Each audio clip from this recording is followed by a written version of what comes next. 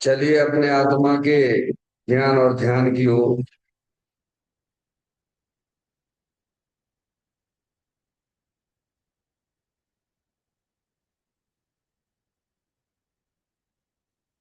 अपने चंचल मन को एवं चंचल उपयोग को स्थिर करने के लिए चिन्वाणी माता के माध्यम से अपनी वर्तमान ज्ञान की पर्याय में सम्यक ज्ञान उत्पन्न करते हुए शरीर शरीर से संबंधित जितने भी चेतन अचेतन पदार्थ हैं उनका मुझ भगवान आत्मा के साथ में किसी भी प्रकार का कोई संबंध नहीं है। इस प्रकार भेद ज्ञान पूर्वक शरीर आदि पर पदार्थों की दृष्टि छोड़कर अंदर में जो अखंड ज्ञान ज्योति स्वरूप भगवान आत्मा है उसमें ही वर्तमान पर्याय का संबंध जोड़ते हुए कि मेरा यह भगवान आत्मा सदा काल शरीर आदि पर पदार्थों से भिन्न एकमात्र अखंड ज्ञान ज्योति स्वरूप है। ऐसा अपने आप को जानो और ऐसा ही अनुभव करो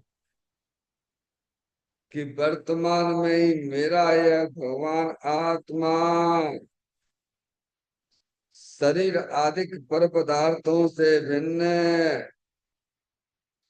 एकमात्र अखंड ज्ञान ज्योति स्वरूप ही है।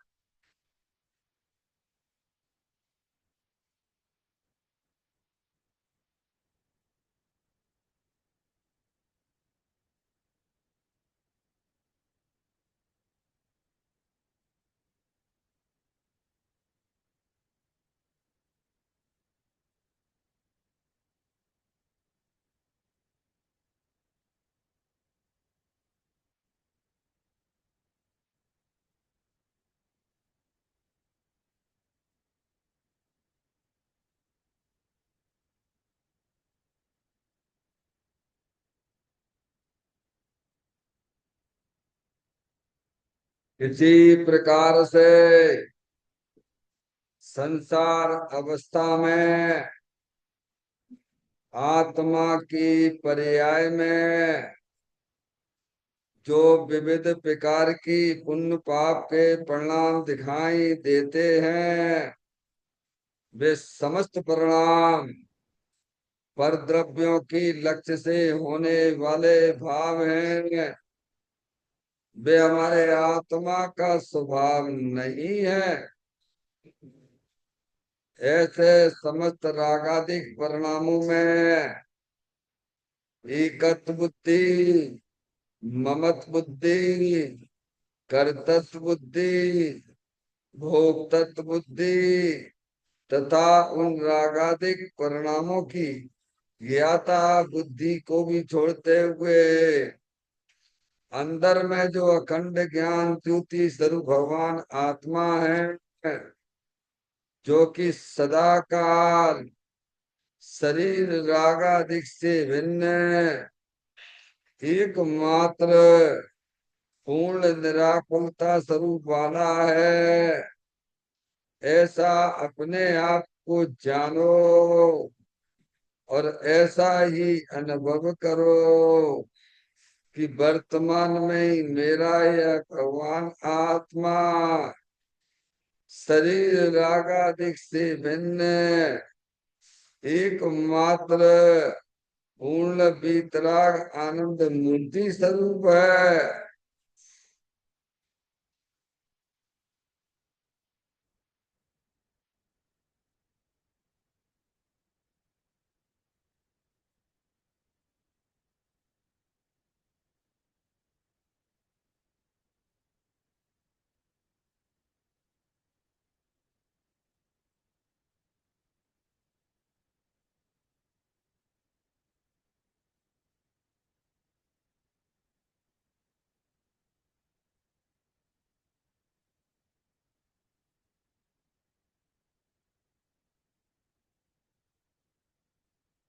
इसी प्रकार से संसार अवस्था में आत्मा की पर्याय में जो पर के लक्ष्य से होने वाला ज्ञान है, वह परलक्षी ज्ञान भी हमारे आत्मा का स्वभाव नहीं है। वह तो इंद्रिय जनित ज्ञान है। इस प्रकार शरीर रागादि और परलक्षी ज्ञान की पर्यायों से भी भिन्न है। मैं तो एकमात्र अखंड ज्ञान ज्योति स्वरूप भगवान आत्मा हूँ, ऐसा अपने आप को जानो और ऐसा ही अनुभव करो कि वर्तमान में ही मेरा यह भगवान आत्मा शरीर रागादि और खंड खंड ज्ञान की पर्यायों से भिन्न है। एकमात्र अखंड ज्ञान ज्योति स्वरूप ही है।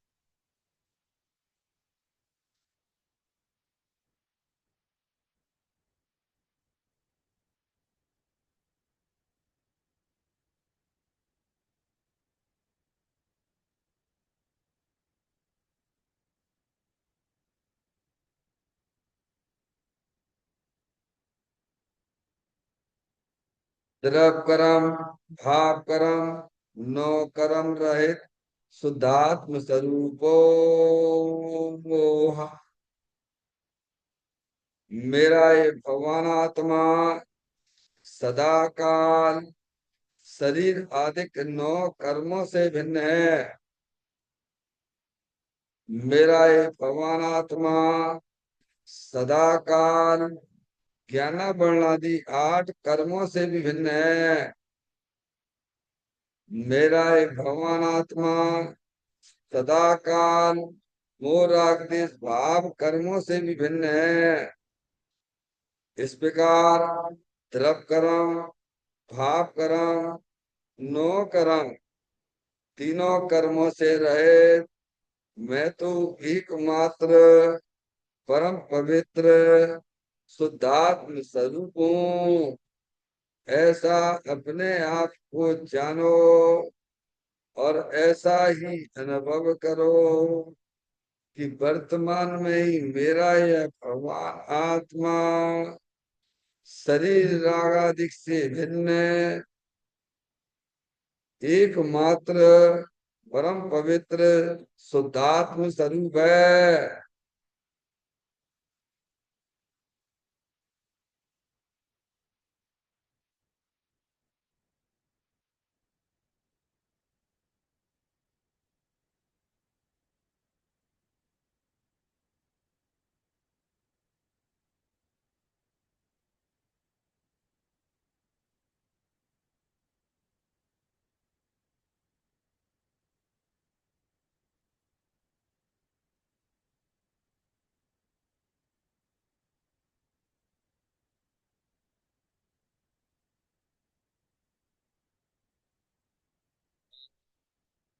नमः सिद्धेभ्य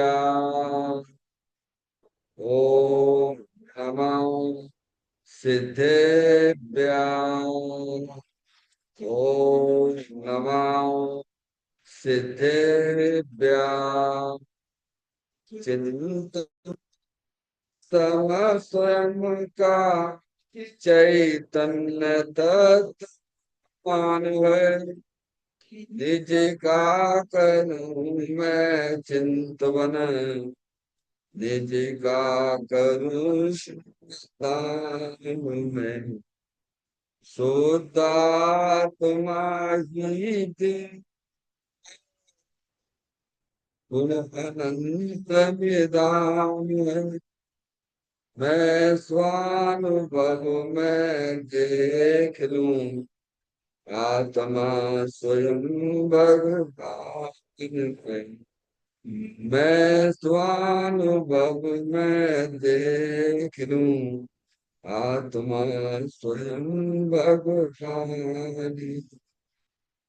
लिम्मण जान परिठिया कर्म कलंक डयरी अपाल दऊ जैन परू ते परम फल की सब कर्म मल का नाश करवर प्राप्त कर निज आत्मा जो निर्मल त्याग नव कर निकल परमात्म सब नाश कर घन गाय अंत पद को पाया करण मन जिन देव को ये काव्य पतय पदालिया।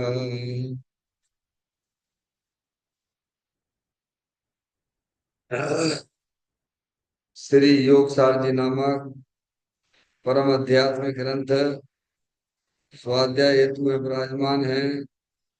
आज से 1400 वर्ष पहले इस महान पवित्र ग्रंथ की रचना दिगंबर संत योगेंद्र महाराज जी हुए हैं। उन्होंने इस महान पवित्र ग्रंथ की रचना की और उन्होंने इस ग्रंथ का नाम योग सार जी रखा। योग सार जी का सीधा सा अर्थ है मुक्ति के मार्ग में योग। योग का अर्थ होता है जोड़। किसका किसके साथ में जोड़ करना। तो अरिहंत परमात्मा कहते हैं कि अपनी वर्तमान शुद्ध ज्ञान की पर्याय का अंदर में जो अपना त्रिकालिक ध्रुव भगवान आत्मन जो कि सदा काल द्रव कर्म भाव कर्म नो कर्म से रहे एकमात्र अखंड ज्ञान ज्योति स्वरूप है।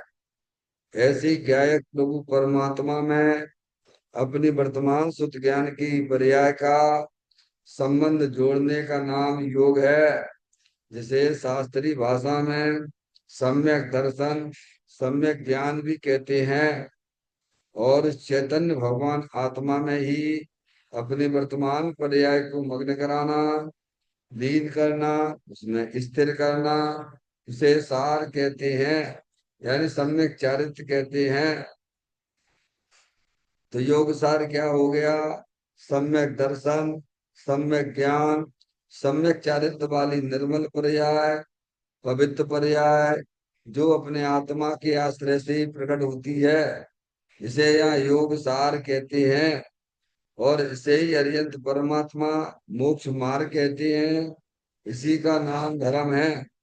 देखिएगा योग सार ग्रंथ के माध्यम से हम और आप यहाँ पर 76वें नंबर की गाथा का स्वाध्याय चल रहा है। जिस गाथा का मूल विषय यह है कि आत्मा के गुणों की भावना करें। क्यों करें। क्योंकि अनादि काल से हम अपने आत्मा को ही भूले हुए हैं। क्योंकि हम सब आप हैं तो आत्मा लेकिन अज्ञानता में अपने आप को शरीर रूप जान रहे हैं मान रहे हैं। समझ में आया। जब तक हम अपने आप को शरीर रूप जानते रहेंगे मानते रहेंगे तब तक हमारे संसार के प्रवीण का अंत नहीं आएगा। है तो आत्मा। समझ में आप। और क्या जान रहे हैं हम कि मैं लड़का हूँ मैं लड़की हूँ मैं इंजीनियर हूँ मैं डॉक्टर हूँ मैं सीए हूँ। समझ ये तो तुम्हारी मिथ्या अनुभूति है। समझ गए यार। आप हो चेतन सर भगवान आत्मा। इसीलिए सबसे पहले जिन्हें अपनी आत्मा में धर्म प्रकट करना है जिन्हें 4 गति 84 लाख योनियों के परिवर्ण से निजात छुट्टी प्राप्त करनी है उन्हें सबसे पहले अपने आत्मा को जानना चाहिए। क्योंकि वो आत्म वस्तु जो है ना वह अमूर्तिक है। वो हमारे तुम्हारे इंद्रिय ज्ञान का विषय नहीं है। उसे तो जिनवाणी माता ने जिस प्रकार आत्मा के स्वरूप को बताया गया है उस प्रकार से आप जानोगे तो अपने आत्मा को आप जान लोगे। समझ में आया भैया। इसीलिए कहते आत्मा के गुणों की भावना करें। इसीलिए गाथा का मूल विषय है। ठीक है। अब देखिएगा गाथा का पाठ करते हुए अपन जो है सीधे पॉइंट पर आएंगे। दो तीन चौर पांच नववर सात छह और पांच फिर हर चार गुण जिसमें बसी उस आत्मा को जानिए। देखिएगा।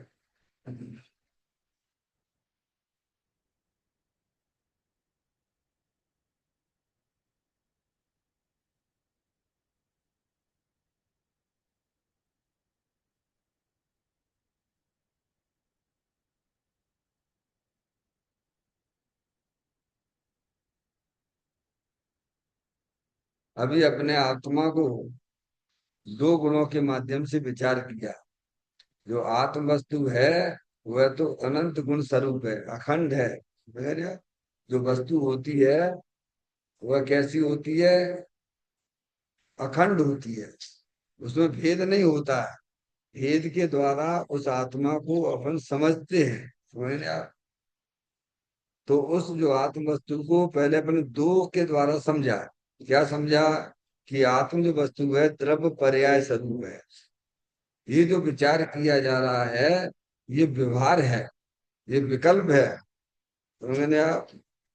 अथवा अपने आत्मा को दर्शन ज्ञान वाला देखना, यह भी अभेद को भेद रूप से विचार किया जा रहा है। समझ आप? ये विकल्प है, ये शुभराग है। समझ आप? निश्चय क्या है? अपने चेतन भगवान आत्मा को अपना जानना, अपना मानना और उसमें ही लीन होना, ये निश्चय है। समझ आप? तो दो के विकल्प उठा के आत्मा को अपन ने जाना। समझे? अब आती है तीसरे नंबर की बात। देखें पाठ पहले पढ़ते हैं। धर्मी जीव उत्पाद व ध्रुव ऐसे तीन प्रकार के आत्मा का विचार करता है। डॉक्टर मैडम देखें।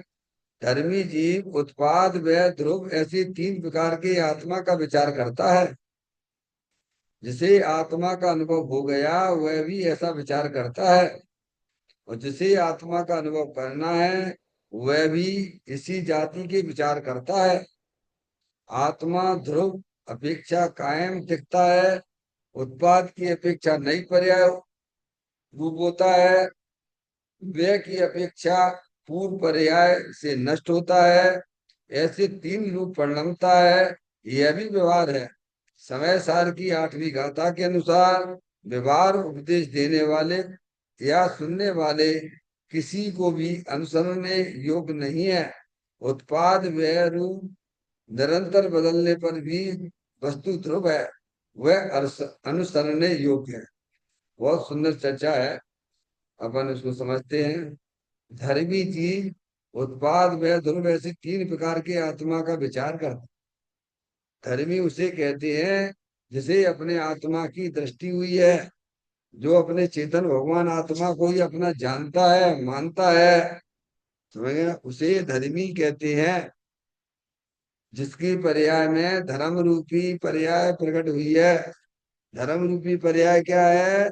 सम्यक दर्शन, सम्यक ज्ञान, सम्यक चारित्र वाली निर्मल पर्याय जिसकी आत्मा में की पर्याय में प्रकट हुई है उसे धर्मी कहते हैं। संजय भैया, केवल अपनी आत्मा को भूल के भगवान की पूजा भक्ति आदि करते हैं, वे धर्मी नहीं है। क्या कह रहा है? क्योंकि धर्मी धर्म स्वरूप आत्मा को जाने बिना धर्मी कैसे हो जाओ? उसे लोग व्यवहार में उसे धर्मी कहते होंगे। समझ में आया? लोग व्यवहार में उसे पूजा भक्ति आदि करने वाले को धर्मात्मा कहते हैं। पर जिनवाणी माता धर्मी उसे कहती है जो अपने चेतन भगवान आत्मा को पहचानता है, उसे अपने चेतन भगवान आत्मा की दृष्टि हुई है, जो निरंतर अपने उपयोग को अपने चेतन भगवान आत्मा में रमण कराता है, उसे वास्तव में धर्मी कहते हैं, यानी ज्ञानी कहते हैं। आगे बात समझ में? तो कहते हैं धर्मी जीव उत्पाद व ध्रुव ऐसी तीन प्रकार से आत्मा का विचार करता है। कौन करता है? जिसे अपने आत्मा की दृष्टि हुई है, अभी उसकी पर्याय अपने आत्मा में पूर्ण रूप से स्थिर नहीं हुई है, ऐसा कौन है? वह ज्ञानी है, वह धर्मात्मा है। अभी उसकी पर्याय में अज्ञान दशा तो चली गई, लेकिन पर्याय में अर्यंत अवस्था भी नहीं आई है। क्या कह रहे हैं? ऐसा जीव है कि नहीं है? ऐसे बहुत से जीव हैं जिन्हें अपने आत्मा के बारे में पता ही नहीं है।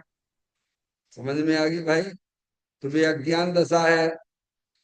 और ऐसे भी अनंत जीव हैं जो पर्याय में परमात्मा भी हो गए हैं। तो यहाँ पर जो बात बताई जा रही है इस लाइन में, उस अनंत अज्ञानी जीवों की बात नहीं, और जो अनंत पर्याय में परमात्मा हो गए हैं उनकी बात भी नहीं है। तो ये किसकी बात है? ये ज्ञानी की बात है, जिसे अपने आत्मा की दृष्टि हुई है उसकी बात है। समझ में आ गई?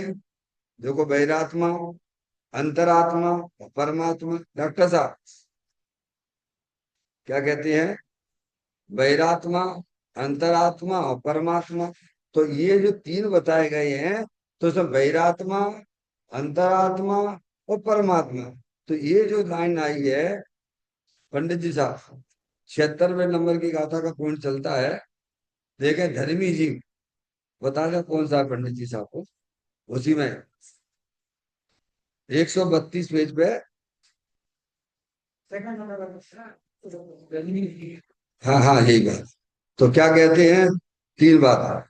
बैरात्मा, जो अपने, जो देह जीव को एक गिने बैरात्म तत्व मुदाय, उसे बैरात्मा बोलते हैं। जो शरीर को ही आत्मा जानता मानता है वह बैरात्मा है, वह अज्ञान दशा है। ठीक है। और अंतरात्मा, जो देह से भिन्न होके अपने चेतन भगवान आत्मा की दृष्टि हुई है, वो अंतरात्मा है। और परमात्मा कौन है? जिन्होंने अपनी आत्मा की पर्याय में अनंत दर्शन, अनंत ज्ञान, अनंत सुख, अनंत वीर जैसी भरपूर निर्मल पर्याय प्रकट कर ली है, उन्हें परमात्मा कहते हैं। तो ये जो लाइन आई है किसके लिए आई है? वैरात्मा, अंतरात्मा के परमात्मा। बोलो किसकी आई है? संजय भैया है, बोलो। है ज्ञानी जी, अंतरात्मा। जो जिस भाषा में पूछो उस भाषा में जवाब देना, ठीक है? अंतरात्मा की बात है, यहाँ बहिरात्मा और परमात्मा की बात नहीं। अब अंतरात्मा हुआ है जिसे अपने आत्मा की दृष्टि हुई है, जिसे अपनी आत्मा की पर्याय में अतीन्द्रिय आनंद प्रकट हुआ है, ऐसा धर्मी जीव। समझ में आए? तो कहते धर्मी जीव उत्पाद व ध्रुव ऐसे तीन प्रकार से आत्मा का विचार करता है। डॉक्टर साहब, अपनी चैतन्य वस्तु तो अभेद है, अखंड है, अनंत गुणों से भरी हुई है, अरूपी है, वगैरह। अब भेदों के द्वारा विचार करता है। क्यों करता है भेदों के द्वारा विचार? क्योंकि अभी उसकी पर्याय में परमात्मा दशा प्रकट नहीं हुई है। अभी उसकी पर्याय में पूर्ण वितराग दशा प्रकट नहीं हुई है। अभी उसकी पर्याय में क्या अस्थिरता जन्म दोष चल रहा है। समझ गए नहीं यार? साधक जीव है ना। तो कहते हैं धर्मी जीव उत्पाद व ध्रुव ऐसे तीन प्रकार से आत्मा का विचार करता है। तीन का आंकड़ा आया नहीं आकर गाथा में, दो का पढ़ लिया अपन ने। अब तीन नंबर, तीन से विचार करता है।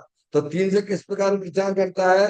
कि उत्पाद व ध्रुव से करता है, अथवा आत्मा ज्ञान वाला है, दर्शन वाला है, चारित्र वाला है। ये भी तीन से विचार हो सकता है। तुमने कहा नहीं संजय भैया? तो यहाँ जो पॉइंट दिया गया है कि धर्मी जीव उत्पाद व ध्रुव ऐसी तीन प्रकार से आत्मा का विचार करता है। किसके आत्मा का विचार करता है? किसके बात कर रहे हैं? अपने आत्मा का विचार करता है। दूसरे आत्मा के विचार को की बात यह नहीं है। समझ में आया भैया? यह आर्यन परमात्मा के आत्मा के विचार की बात नहीं है, अपने आत्मा को विचारता है। अपने आत्मा से बातें करना सीखो भाई। कब करोगे? समय तो जा ही रहा है ना मनुष्य पर्याय का। यहाँ ज्ञानी जीव यहाँ यहाँ विचार करता है, अपने आत्मा को देखते हुए विचार करता है। समझ में आ गई बात? तो जिसे आत्मा का अनुभव हो गया, क्लियर किया गुरुदेव श्री ने, जिसे आत्मा का अनुभव हो गया वह भी ऐसा विचार करता है। डॉक्टर साहब, क्या? जिसे निरंतर अपने आत्मा का आनंद आ रहा है पर्याय। अरे आत्मा को जानने पर आनंद ही आता है। क्यों आता है? क्योंकि आत्मा तो अतीन्द्रिय आनंद स्वरूप है, सुख शांति के भंडार स्वरूप है। संजय भैया, मिश्री खाते तो मुंह मीठा होता है कि नहीं होता है, बोलो? केवल मिश्री के गीत गाते रहो तो मुंह मीठा होगा क्या?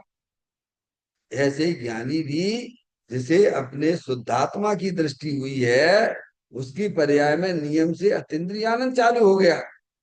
लेकिन अभी उसकी पर्याय में अस्थिरता संबंधी दोष है। अभी उसकी पर्याय आत्मा में पूर्ण रूप से स्थिर नहीं हुई है। तो धर्मी जी ये करता है, क्या करता है कि जिसे आत्मा का अनुभव हो गया, आत्मा का अनुभव यानी आनंद तो आ गया पर्याय में। पंडित जी साहब, पर्याय में अतीन्द्रिय आनंद तो आ गया है। क्यों? कैसे आ गया? क्यों? दृष्टि उसकी, उपयोग पलट गया। उपयोग पलट के कहाँ चला गया? शुद्धात्मा पे चला गया। कहाँ चला गया? तो आएगा कि नहीं आएगा, बोलो? है? आनंद आएगा कि नहीं आएगा, बोलो भैया? हम्म? हमें आनंद क्यों नहीं आ रहा है? क्योंकि हमारा उपयोग का व्यापार किधर चल रहा है? अरे बोलो भगवान।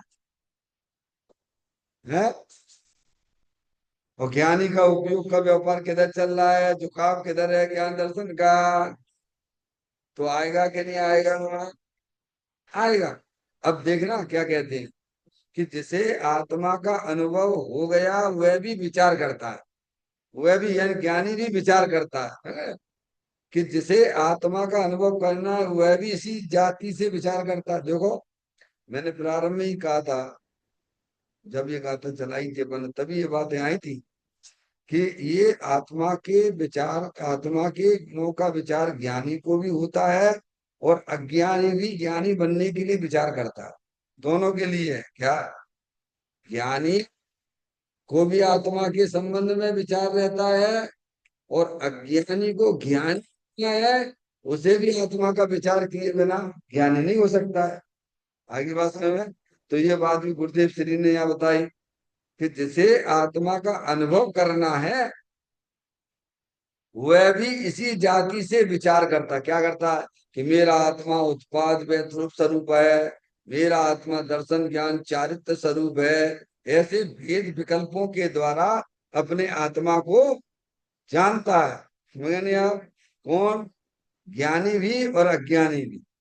ज्ञानी को आत्मा की दृष्टि है और अज्ञानी को अपना अज्ञान दूर करना है। तो ना, तो कहते हैं वह भी इसी जाति से विचार करता है।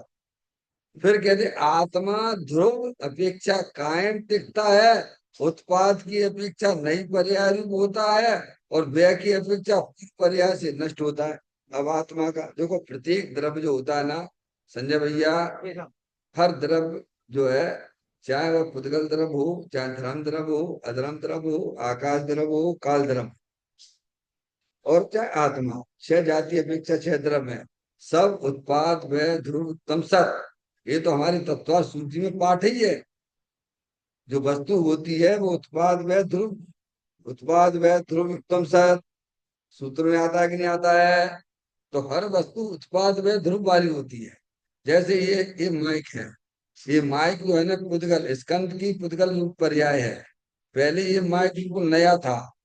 संजय भैया, दृष्टांत को समझिए। ये पुद्गल द्रव्य है ना, पुद्गल द्रव्य यानी इस उपचार से कहते हैं तो पुद्गल द्रव्य की स्कंद रूप पर्याय। पर इसमें भी परिवर्तन हो रहा है कि नहीं हो रहा है? पहले माइक नया था, अभी पुराना हो गया है, और माइक माइक रूप से है। ये तीन बातें समझ में आ गई। हर वस्तु में उत्पाद व ध्रुव चल रहा है, ऐसे ही आत्मा में भी उत्पाद व ध्रुव का स्वरूप है। देखो, हमें भाव भाषण करना चाहिए। समझ में आया? तो यहाँ ये कहा कि आत्मा ध्रुव अपेक्षा कायम टिकता है। क्या कह दिया उन्होंने? देखो संजय भैया, आप इससे पहले थे, ठीक है नहीं थे? हैं, घर पे थे, जानने के काम कर रहे थे नहीं कर रहे थे? और यहाँ क्या कर रहे हो? कर रहे हो। वहां जो आपको रागादिक परिणाम हो रहे थे वे क्या यहाँ हो रहे कि नहीं हो रहे हैं? यहाँ नहीं हो रहा है। क्या बुद्धि और बुद्धिपूर्वक क्या? अरे जो पूछ रहे हैं उसका जवाब दो ना भगवान। अरे नहीं हो रहा है, यानी तो हम आपकी पूजा करें यहीं पे बैठ के? अरे अगर रागादिक परिणाम नहीं हो रहे आपको तो मैं क्या कहना चाहते हैं? हमने प्रश्न क्या किया? जैसे आप यहाँ से घर पे थे, वहां आप क्या कर रहे थे? जानने का काम कर रहे थे, ठीक है। और यहाँ क्या कर रहे हो? जानने का। ये तो हो गया आपका स्थायी काम, ठीक है। अब वहां आपको रागादिक परिणाम हो रहे थे, वे रागादिक परिणाम यहाँ हो रहे हैं क्या? संजय भैया ताकत हो है? नहीं वे नहीं है, ये बोलो वे नहीं है, पर दूसरे भी है कि नहीं है? है कि दूसरे भी नहीं है? क्या कह रहे हैं? वे तो चले गए, क्योंकि जो वो पर्याय में होने वाला भाव था, क्या था वो पर्याय तो उत्पाद में वाली है। समझ में आती है बात भगवान? लेकिन जानने वाला कायम है। तो अब देखना या क्या पकड़ाते हैं आपको। तो कहते हैं आत्मा ध्रुव अपेक्षा कायम टिकता है। देखो आप पकड़ो उस वस्तु को पकड़ो जिसे ज्ञानी हमें पकड़वाना चाहते हैं। किसको पकड़ना है? किसको पकड़ना है? शरीर तो जड़ है ही, इसमें तो कोई सोचने ज्यादा विचार करने की जरूरत भी नहीं पड़ती है। वो अंदर कर्मों की रचना वो भी जड़ है। पर्याय में जो दुख रूपी पर्याय चल रही वो आश्रव तत्व है। और उसके पीछे जो बैठा हुआ जानने देखने वाला पदार्थ आत्मा रूपी है। इन चार में चार चीजें हैं, तो इन चार चीजें में किस पे दृष्टि कराई जा रही है? जानने वाला ध्रुव, तीनों काल हर समय आप जो गोद में थे, 4 गति 84 लाख योनियों में थे, पर आप जानने वाले थे कि नहीं थे? बोलो। वो बाकी सब बदल गया कि नहीं बदल गया? शरीर भी बदल गया, कर्म की रचना भी अंदर बदलती रहती है, और रागादिक परिणतियां भी बदलती रहती हैं। और नहीं बदलता है तो कौन है? उसे ही तो भगवान आत्मा कहते हैं भैया। समझ में आए? तो कहते हैं आत्मा ध्रुव अपेक्षा कायम टिकता है। देखो अभी आप पूरे के पूरे सुरक्षित हो, अभी आपका कुछ भी नहीं बिगाड़ा हुआ है, अभी कुछ भी बिगाड़ा नहीं हुआ है। अगर अभी आप धर्म करना चाहते हो तो अभी धर्म कर सकते हो, ऐसा नहीं है। वगैरह गया भूत गया। ज्ञानी कहते भूत भूलना ही है अच्छा, भावी का एक क्रमबद्ध सृष्टा, वर्तमान में जीना सीखो, निजानंद रस पीना सीखो। अब ये कला जब हमारे हाथ में आ जाएगी, हमारे ज्ञान में जम जाएगी, तो बोलो आत्मा का आनंद मिलेगा कि नहीं मिलेगा? है? ये सम्यक ज्ञान का कला ही तो है ना। पर द्रव्य से भिन्न आप में रुचि सम्यक तो भला है, आप रूप को जान पनोसु सम्यक ज्ञान कला है। तो आपको अपने ज्ञान का प्रवर्तन, दर्शन ज्ञान का प्रवर्तन के तरह ध्रुव बता के क्या क्या बताना चाहते हैं? कि जो स्थायी वस्तु है उस पर आप दृष्टि करो। क्या करना है? उत्पाद व्यक्ति से भी अपना उत्पाद व्यय ध्रुव स्वरूप आत्मा को बताने का मतलब क्या है? कि उत्पाद व्यय ध्रुव को समझ लो वस्तु को, और फिर उत्पाद व्यय की दृष्टि छोड़कर क्या करना? दृष्टि उपयोग को कहाँ जमाना है? ध्रुव स्वभाव है। तो कहते हैं आत्मा ध्रुव अपेक्षा कायम टिकता है, जानने देखने वाला रहता है। संजय भैया, डॉक्टर साहब, ये धर्म है जी। अपने आत्मा को समझ के आत्मा की दृष्टि करना, वो भगवान की पूजा भक्ति, वो धर्म नहीं है, वो शुभ भाव है। अंतर दोनों में समझने की कोशिश करना। समझ में आया भैया? फिर कहते उत्पाद की अपेक्षा नई पर्याय। अभी देखो, अभी अपन जैसे यहाँ समझ रहे हैं, तो ये पर्याय नई नई आ रही है कि नया नया राग आ रहा है कि नहीं आ रहा है? और पुराना राग, इस समझने समझाने का राग ये नया उत्पन्न हुआ, इससे पहले ये था क्या राग? बोलो। अरे आपकी आत्मा की पर्याय में जो राग आया है शास्त्र को समझने का, ये पहले था क्या और अभी है कि नहीं है? तो इसका उत्पाद हो गया। और पुराना चला गया, उसे क्या कहोगे? डॉक्टर साहब फिर पर्याय चलिए, और आप हो गए नहीं हो। पुराना राग आया था तब भी आप थे, नया राग आया तब भी आप हो। समझ में आ गई कि नहीं आई? उत्पाद व ध्रुव और आप हो। तो बोलो उत्पाद व ध्रुव सिद्ध हुआ कि नहीं हुआ? अरे बोलो। जो में ताकत लगाना पड़ेगी डॉक्टर साहब। कहते हैं उत्पाद की अपेक्षा नहीं पर्याय रूप होता है। ठीक है। अभी कौन होता है? वो आत्मा स्वयं होता है। ठीक है, अब देखना। और व्यय की अपेक्षा से पूर्व पर्याय से नष्ट होता है। ऐसे अज्ञानी अपने आत्मा को विचार करता है। हम विचार करते हैं क्या? हमारे विचारों में क्या चलता रहता है बोलो? हम अपने विचारों को किस प्रकार से रखते हैं अपने साथ में? पूर्व की पर्याय के साथ में जोड़ते रहते हैं। क्या करते हैं? हमें जोड़ना था अपने आत्मा के साथ, वो जुड़ान करते हैं संयोग असंयोगी भाव के साथ। वंदना, समझ में आ रही बात? हमें अपने उपयोग को कहाँ जोड़ना चाहिए था? हम अपने उपयोग को कहाँ पर जोड़ते हैं? किसको याद करते हैं? या तो भूत की घटनाओं को याद करेंगे, या फिर भविष्य की कल्पना में चले जाओगे। लेकिन भगवान आत्मा तो ज्यों का त्यों पड़ा हुआ, अनंत शक्तियों से भरा हुआ। क्या? भूत भूलना ही है अच्छा, भावी का है क्रमबद्ध सृष्टा। वर्तमान में जीना सीखो, निजानंद रस पीना सीखो। तो कहते हैं व्यय की अपेक्षा पूर्व पर्याय से नष्ट होता है। ऐसे तीन रूप परिणमता। कौन कौन परिणमता है? हर द्रव्य परिणमते हैं, क्योंकि हर द्रव्य का स्वरूप ही उत्पाद व ध्रुव स्वरूप है। आगे बात समझ में? ले अब उत्पाद व ध्रुव बताने का मतलब क्या है? कि तुम उत्पाद व की दृष्टि छोड़ो, और अंदर जो टिकाऊ वस्तु आत्म ज्ञान स्वरूप है, ज्ञान की भंडार स्वरूप वस्तु है, उसकी दृष्टि करो। क्या है? हम निरंतर दुखी बने रहते हैं क्या? या तो भूत के गड्ढे में जाके गिरते हैं, या भविष्य की कल्पनाओं में चले जाते हैं। और जो भगवान आत्मा जो अनंत शक्तियों से हर समय मौजूद है, क्या कह रहे हैं? हर समय मौजूद है, आपको लाना नहीं, आप स्वयं आत्मा ही हो। हम अपने आप को लड़का लड़की शरीर रूप से देख रहे हैं, अथवा रागी द्वेषी देखते हैं, हमारी अज्ञान दशा है। आत्मा न शरीर वाला होता है, न कर्म वाला होता है, न रागी द्वेषी होता है। आत्मा तो परमात्मा है, अनंत शक्तियों से भरा हुआ है। समझ में आया भैया? फिर कहते हैं यह भी व्यवहार है। तीन प्रकार से अपने आत्मा को जानना, तीन रूप परिणमता है। तीन उत्पाद व रूप से जो विचार किया जा रहा है, ये विचार हो गया व्यवहार में चला गया। समझ में आए? अब समय सार की गाथा का यहाँ दिया। समय सार जी की आठवीं गाथा के अनुसार व्यवहार उपदेश देने वाले या सुनने वाले किसी को भी अनुसरने योग्य नहीं है। क्या कह दिया डॉक्टर साहब? आदरणीय नहीं है, जानने लायक तो है। जानोगे नहीं तो वस्तु स्वरूप कैसे ज्ञान में आएगा आपके? व्यवहार जाना हुआ प्रयोजनवान है, पर आदरणीय नहीं है। आदरणीय योग तो अपना त्रिकालिक ध्रुव भगवान आत्मा, ये बताया उन्होंने। क्या बताया?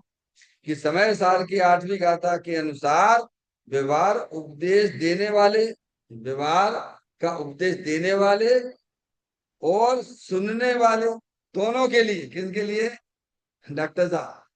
समझाने वाले और समझने वाले, दोनों को आदरणीय बताया। क्या है? तो आगे उन्होंने लिखा ना, अनुसरण उत्पाद व रूप निरंतर बदलने पर भी वस्तु ध्रुव है, और वह अनुसरण योग्य है। अनुसरण योग्य क्या मतलब क्या है? अपने चेतन भगवान आत्मा की दृष्टि करना है, उसका जो है ज्ञान करना, और उसी में ही अपने उपयोग को रमण करना, ये अनुसरण। यानी पर्याय वो ध्रुव का आश्रय ले। इसका आश्रय ले? अनुसरण का मतलब ज्ञान तो करना। ज्ञान नहीं करोगे तो वहां से हटोगे कैसे? जानोगे कैसे क्या चीज है? समझ में आएगी नहीं आए? जानने योग तो है, लेकिन अनुसरण योग अनुसरण योग्य नहीं, उसकी दृष्टि करने लायक नहीं है। क्या कह रहे हैं? उत्पाद व्यय को जानना तो जरूरी है, क्योंकि वह भी वास्तव में उसका एक अंश है। क्या कह रहे हैं? उसकी दृष्टि छुड़ाना है। अनादिकाल से हमारी उत्पाद व्यय पर ही दृष्टि पड़ी हुई है। समझ में आया? दृष्टि में क्या, उत्पाद व्यय से रहित भी कोई चीज है कि नहीं है अंदर? बोलो। अभी हम क्या विचार करते रहते हैं? हर समय निरंतर उत्पाद व्यय पे ही दृष्टि दिए है। उत्पाद व्यय कोई अपना स्वरूप माने बैठे हैं। इसलिए यहाँ क्या होता है पर्याय में? भाव मरण होता है। क्या होता है? अगर हमें भाव मरण नहीं करना है, तो लिखा ना पूजा, भाव मरण ये भाव कर्म सदियों से करता आया है।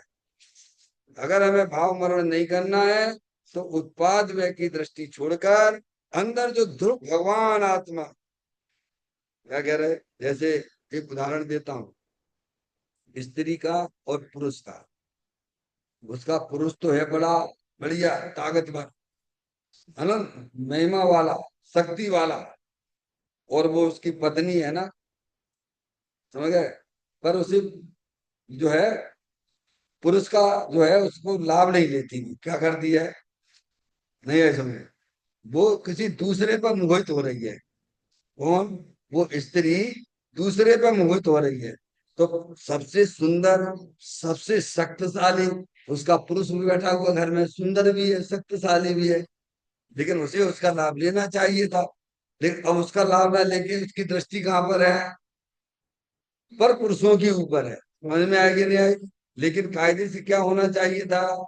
जब सबसे सुंदर, सबसे शक्तिशाली, सामर्थ्य वाला तेरा पति है, तो उसका अनुसरण करना चाहिए कि नहीं करना चाहिए था? बोलो डॉक्टर साहब, दूसरे की तरफ नजर रखना चाहिए थी क्या? नहीं। ऐसे ही उत्पाद वाली जो पर्याय है ना, वो क्या कर रही है? वो क्या है? वो उस पर पदार्थों में दृष्टि है उसकी। कहाँ पर है? पर पदार्थों को अपना जान रही है, मान रही है। वो पर्याय पे ही दृष्टि है। समझ गए हो? तो ज्ञानी कहती है नहीं भाई, तेरा चेतन भगवान आत्मा तो अनंत शक्तियों से भरा हुआ है। स्त्री में लेना पर्याय को, और पुरुष में लेना, पति में लेना उसका पति। कौन? आत्मा, जो अनंत शक्तियों से भरा हुआ है। तो पर्याय का तो यही कर्तव्य था कि वह अन्य का लक्ष्य छोड़ के, उत्पाद व्यय का भी लक्ष्य छोड़ के, अंदर जो ध्रुव वस्तु जो अनंत शक्तियों से भरी हुई है, वह अपने उपयोग का परिवर्तन कराए। जब उपयोग का परिवर्तन वहां होता है, तो पर्याय में भाव मरण क्या हो जाता है? अरे बोलो भगवान, भाव मरण चला गया। और कैसा में आत्मा को जो द्रव कर्म बनते थे, वे भी नहीं बने। जब द्रव कर्मों का बंधन नहीं हुआ, तो थोड़ा शरीर मिलेगा क्या? ये कर्मों का संबंध क्या चल रहा है? भाव कर्म से द्रव कर्म का बंध होता है, द्रव कर्म से शरीर मिलता है। तो ये श्रृंखला निरंतर चलती रहती है। कब तक चलती रहेगी? जब तक उपयोग रूपी स्त्री अपना त्रिकालिक स्वरूप भगवान आत्मा को समर्पित नहीं होती है, उसकी दृष्टि नहीं करती है। अब विधवा जैसी जीती है क्या? वो स्त्री है तो उसका पति सामर्थ्यवान, लेकिन कैसा जीवन जी रही है? विधवा जैसा जीवन। ऐसे ही हमारी आपकी जो पर्याय उत्पाद व्यय वाली है, वो कैसा जी रही है? अपना पति अनंत शक्तियों से भरा हुआ, उसको तो पहचान नहीं है। समय अब दूसरे पे मोह तो हो रही है। या तो भाव मरण हो रहा है, विधवा जैसा जीवन जीती है, अनादिकाल से ऐसा जीवन चल रहा है अपना। भाव मरण ये भाव कर्म सदियों से करता आया है। तो यहाँ उत्पाद व्यय ध्रुव बताने का मतलब वस्तु स्वरूप बताई, और फिर उत्पाद व्यय की दृष्टि छोड़ के अंदर जो त्रिकालिक ध्रुव भगवान आत्मा, जो अनंत शक्तियों से भरा हुआ है, उसको अपना जानना, उसको अपना मानना, और उसी में ही अपने उपयोग को रमण कराना। इस प्रकार की ये चर्चा ज्ञानी भी भेद के द्वारा, जब तक ज्ञानी की पर्याय अपने द्रव्य स्वभाव में पूर्ण रूप से स्थिर नहीं होती है, तो वे भी अपने आत्मा का ही संबंध में विचार करते हैं। और अज्ञानी को भी ज्ञानी होना है, तो उसे भी कैसे में अपने आत्मा को समझना चाहिए, और गुणों के माध्यम से उसका विचार करना चाहिए। तभी वह आत्मा का जन्म मरण से अभाव होगा। निकाय स्मरण प्रति क्षण करो रे, भावी के अंत दुख को पल में हरो रे। अक्षय अनंत निज शोक निधान पाओ, गाओ बड़ी नित इसी के गीत गाओ, गाओ बड़े नित इसी के गीत गाओ। नौवान नम का स्मरण।